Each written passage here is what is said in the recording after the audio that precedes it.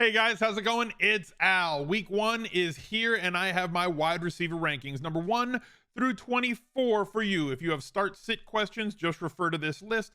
Any of the players that you have, play the players that are higher. This is my top 24, my wide receiver 1s and wide receiver 2s. So let's go. He's a legend. The Smiz Gang Listener League is in effect for week 1. We have 4,000 seats in it, 2,150 so far, 44, give or take a couple. $10 to enter, $4,000 in prizes.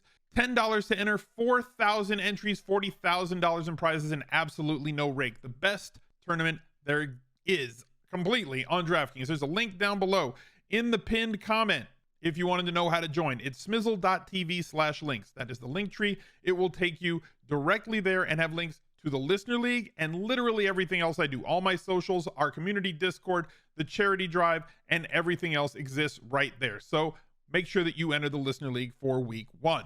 I'm going to scoot real fast through the top 5 because if you have them, you're not starting anybody over them anyway. One of them already played, and that's my number 1, Cooper Kupp. The number 1 wide receiver drafted this year. Had a fantastic game on Thursday night. I'm recording this on Friday. He was our number 1 coming into the week. He was still the number 1 if I had to redo this today. He is an absolutely phenomenal player, peppered with targets constantly. You are always playing him. Number 2, Justin Jefferson for the Minnesota Vikings. Gonna get maybe as many targets this year as Cooper Kupp. I'm not sure that Cooper Kupp's going to be able to sustain the amount of targets that he saw in week 1. The Bills did play a ton of zone, and Cooper Kupp, one of the best zone beating wide receivers there are.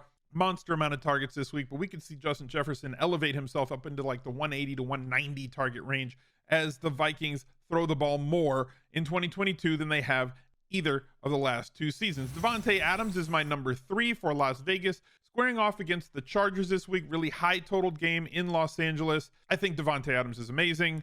I was not really sold on the price that he was going at, but for week 1, if you have him, you're starting him. Number 4 was Steph Diggs. We may see a big bump in his touchdown scoring this year. If all of his supply stays the same this year from where it was last year, he is going to score more touchdowns. One of the league leaders in terms of end zone targets, great downfield, amazing at contested catches and at separation. You don't usually see that. The guys that have great contested catch rates usually don't separate very well. Steph Diggs, winner in all cases and at all areas of the field, short, intermediate, and deep. Jamar Chase is my number 5. If you watch the Top Stacks video on our main channel where I break down a lot of daily fantasy centric type information, you'd know that Jamar Chase and the Cincinnati Bengals were my number 1 stack on the week in terms of DraftKings because that involves salary. You're playing Jamar Chase all the time. You're not doing anything else when it comes to your season-long rosters. Obviously, he's going to be in play. If you didn't know, we are doing a fundraiser again for No Kid Hungry. Last year, our community goal was $25,000 and you guys reached that early. We raised it to $35,000 from the community. This year, our goal is $50,000 from the community, but if you look right down below me here, you'll see that our fundraising goal is $100,000. That's because every $10,000 that the community raises, I am going to personally add and match $10,000 as well, up to $50,000. If we get to $10,000, I'll add 10. You get to 20, I'll add another 10. Hopefully we can get all the way to that 100,000 because No Kid Hungry is a fantastic charity that provides school, breakfast, and lunches for food insecure kids across America. So be a part of something that's bigger than yourself. Every single dollar helps. I hope that you join in. Number 6 this week is CeeDee Lamb playing against the Tampa Bay Buccaneers on Sunday Night Football. Those 2 teams kicked off on Thursday Night Football last year, and it turned into an absolute barn burner. Big time shootout. You do not run the football against Tampa Bay, and CeeDee Lamb, basically the most talented pass catcher that they have, should command what could be challenging by the end of the season for the league lead in targets. Would not surprise me at all if that was the case, if he was top 2 or 3 in overall targets this season. And as a bonus, Adam Schefter said just yesterday on Fantasy Focus that he would not be surprised if CeeDee Lamb was a top 3 wide receiver off draft boards next year. That is really saying something considering the presence of Cooper Kupp and then 2 much younger wide receivers, Jefferson and Chase, who were the 2 and 3 wide receivers this year. So big things coming for CeeDee Lamb this year. Tyreek Hill moves to Miami. I think he's going to be just fine. Obviously not going to get the amount of targets that he got in Kansas City. Kansas City just going to be a more pass-heavy offense than Miami does project to be. Should see a similar, if not a greater, market share of targets, but His skill set is being able to get open deep. We saw him get loose in a preseason game. They square off against New England in week 1. This is as good a spot as any to play Tyreek Hill. He's very cheap in daily fantasy too, so you're starting every one of these wide receiver ones, 1 through 12, if you have them on your team. Keenan Allen is my number 8, the second or third highest team total on the week, depending on which book that you go to. Really high target market share, but a tough matchup at wide receiver for Keenan Allen because in the slot, they are really talented defensively. It's possible that Mike Williams takes a bump. I know that I'm higher than the field here on Keenan Allen, or than most people are on Keenan Allen this week. I think that this offense is going to be unstoppable this year. Would not shock me if the Chargers were the number 1 overall offense on the year. And that means no disrespect to the Buffalo Bills. I think their defense could slow their yardage down by the end of the season, where the Chargers do have a good defense, but missing some players this week, I think they're going to have to score to win more often than they don't. Number 9, Mike Evans, the league leader the last 3 years in touchdown receptions. Not much has changed. The offensive line is a little bit down from where it was last year in Tampa Bay, but Tom Brady is still the GOAT, and Mike Evans is his number 1 target. Early in the season, even though Chris Godwin is back quicker than we thought that he was going to be, he is still recovering and may not play a full complement of snaps or get his full complement of targets. Russell Gage is a nice player, but is not really somebody who's going to command a ton of action, as well as Julio Jones at this point of his career. He's certainly twilighting where Mike Evans is still in his prime. So early in the season, Mike Evans could outperform what we're used to him performing, and what we're used to from him is absolutely phenomenal. T. Higgins is my wide receiver 10. I mentioned that I like these Bengal stacks because Pittsburgh really is not going to be able to stop them from gaining yards basically anywhere that they want to. The improved offensive line for Cincinnati is going to mean a lot to Joe Burrow. First of all, it's going to keep him vertical instead of horizontal every time he tries to throw the ball. The more time that a quarterback like him has in the pocket, the more he can progress through his reads. And he may not maintain the efficiency on deep balls that he maintained last year, but being able to throw from a clean pocket, he will be able to maintain efficiency on most other targets as well. So love T. Higgins in this spot. Brandon Cooks is my number 11 on volume alone. I'm expecting them to play from behind. Second year for Davis Mills. Brandon Cooks is just always that guy that nobody is really excited to draft, but he gets a ton of targets. He produces a lot of yards. He finds his way into the end zone more than enough, even though the Houston Texans are not a great team. He's in that spot. I'm fine with him at 11 this week. Michael Pittman Jr. is my number 12. Now, there's a lot of stuff this week because of his price on DraftKings. He's like $5,500, so he's really cheap.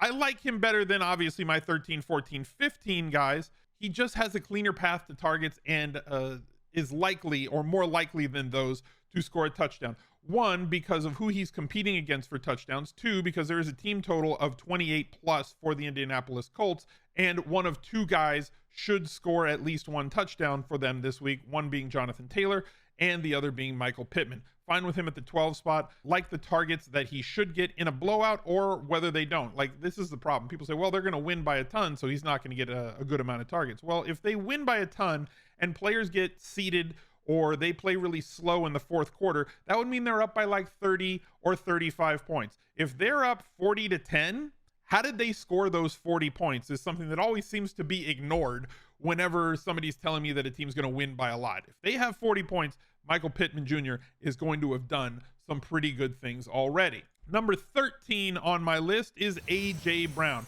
I'm a big believer in this Philadelphia Eagles offense. Maybe I'm putting too much weight on Jalen Hurts and too much pressure on Jalen Hurts. I think that a year of experience and then a full year in the offseason as the number 1 starter without challenge or question means a lot to a quarterback, their development, and what they should be expected to do. Also, when you add a receiver to a pretty talented receiving group already, it's not like they had trash, a rookie Devontae Smith.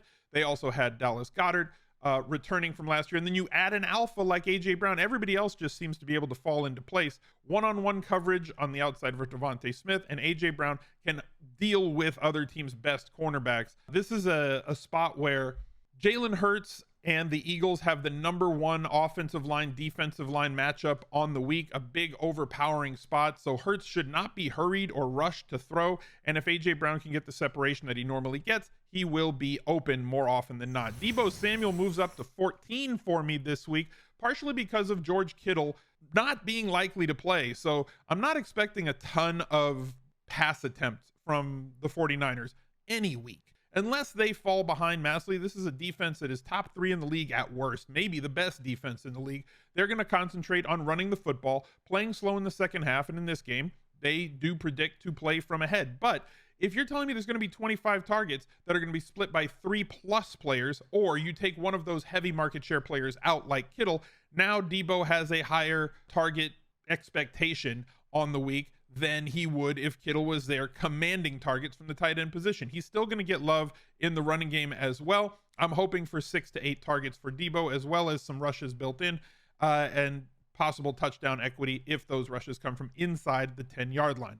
Number 15 for me is Marquise Brown. He slides up from where he was for me on Monday because of the late week injury to Rondale Moore. Marquise was already going to lead this team in the absence of Hopkins because there's just nobody else to throw to. Ertz is dealing with an injury. He may or may not play on Sunday. Rondale Moore is in for an MRI today with a messed up hamstring from the slot position. Marquise Brown could easily see 10 to 12 targets in this game against Kansas City, a team that struggled against the deep ball last year, a team that struggled to stop opposing teams from scoring. Marquise Brown looks like a really high floor and high ceiling play this week.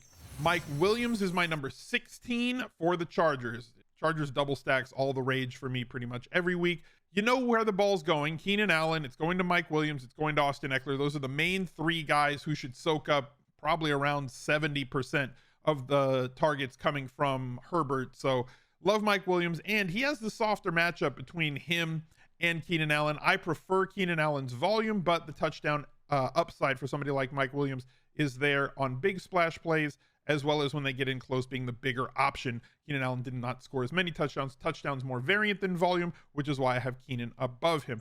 DJ Moore comes in as my number 17 wide receiver on the week. Loads of volume. I think that he's got a better quarterback situation than he's had the last 2 seasons. Maybe plus, considering what Cam Newton was his last half season when he was there. So until he got that injury. So DJ Moore is going to see a ton of volume like he has the last 2 years, but hopefully increased efficiency, going from Sam Darnold and Allen to somebody like Baker Mayfield. Baker Mayfield, not a top 5 quarterback in the league. I'm not putting that on him. That's not my expectation, but he is a more efficient quarterback when it comes to touchdowns, when it comes to completion percentage than those other players. Courtland Sutton right behind them on Monday night.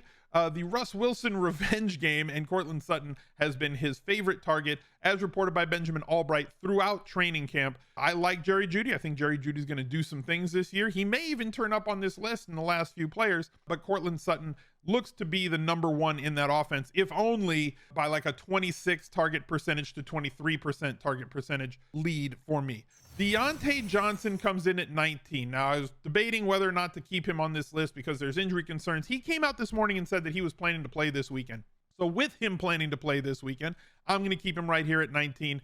If he's out, here's the tip. If Deontay Johnson does not play, don't play Deontay Johnson. That's the tip. He's got the shoulder that he's dealing with. He's doing his best to get out there. If it's not structural, I'm fine with it. They have some fantastic drugs at the NFL level to get these guys to play through pain on the weekends. Terry McLaurin is my number 20 on the week. Improved quarterback play for the Washington Commanders, and he is doing everything that he needs to do. I hope that Terry McLaurin can finally capitalize with some better quarterback play for turning into the player that he looks like he is. He just has not had the consistency. Tons of off-target throws his way. Tons of off-target deep throws his way.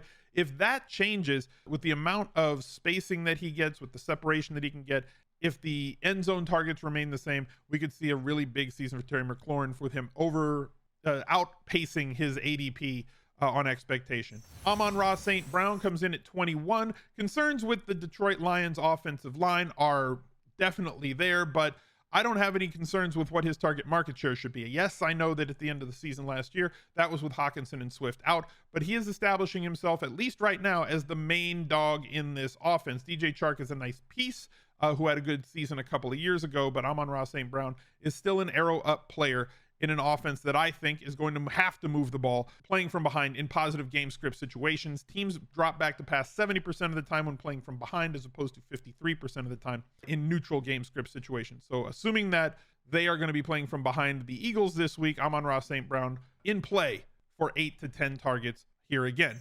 Jerry Jeudy, another Denver Bronco on the list. I mentioned that Courtland Sutton may be the alpha here, but 23% of the market share of targets coming from Russ Wilson is also valuable. I have a ton of shares of Jerry Jeudy. When Courtland Sutton's ADP was below Jerry Jeudy, I was buying Sutton. Once he moved about a round above Jerry Jeudy, I was buying a ton of Jerry Jeudy. I don't think he's going to lead this team in targets. I don't think he's going to lead the team in terms of target market share. But to make a very lazy comparison, if Courtland Sutton is the DK Metcalf, Jerry Jeudy can be the Tyler Lockett for this offense, and there's a lot of value in that. Allen Robinson comes in as my 23. Obviously, looking at what happened on Thursday night, this looks like a miss. They played a ton of zone. In words of Matthew Stafford, he said that the Bills defense looked like they played about 3 snaps of man-to-man. Allen Robinson, an elite player at beating press coverage, at beating man-to-man coverage. Cooper Kupp, elite at beating zone coverage. They basically had him bracketed outside all night, and they just did not find opportunities to get him the ball. So I'll take this one as a miss. That's fine. If you played him, he's already locked into your lineup. It is what it is. But if you don't have him and you find a owner in your fantasy manager in your friends and family league who's panicking, who might want to trade Allen Robinson, now is the time to buy low. I think that we're not going to see another game like that from Allen Robinson throughout the season. Number 24, my last guy on the list, is going to be Jalen Waddle. Obviously, Tyreek Hill is the main guy, and so he should see the lion's share of the targets from Tua Tagovailoa, but Jalen Waddle is a really, really talented wide receiver who is great at route running, getting open, getting separation, and with his speed is a massive deep threat. We could see that materialize more this year than we did last year when he was used mostly on short and intermediate routes. One, because of the offense and the scheme that they were running, and two, because there wasn't another guy that was soaking up double coverage. Well, now that you've got this great talent with amazing explosive speed on the outside in a much improved offensive scheme with a genius offensive coach, there's going to be times where Jalen Waddle finds himself in one-on-one coverage and finds himself wide open. It's going to depend on whether or not Tua can deliver the ball. I'm betting that Tua will be able to deliver the ball. That's my top 24. Thank you guys for watching. Look out for another video right there. He's a legend.